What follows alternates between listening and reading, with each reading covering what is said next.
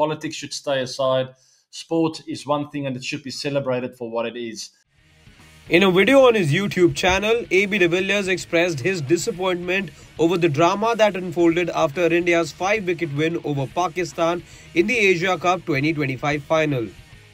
As one of the finest players to have ever played in the Indian Premier League, de Villiers firmly believes that cricket and politics should firmly be kept away from each other.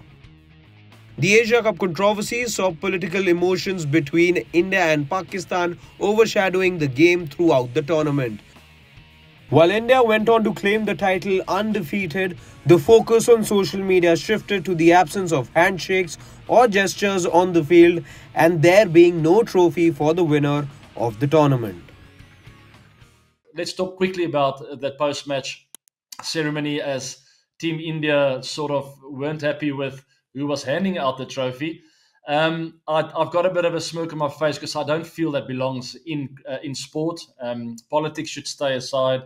Sport is one thing and it should be celebrated for what it is.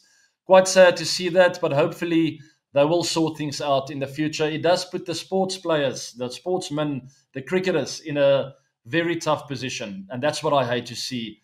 It was quite awkward there at the back end.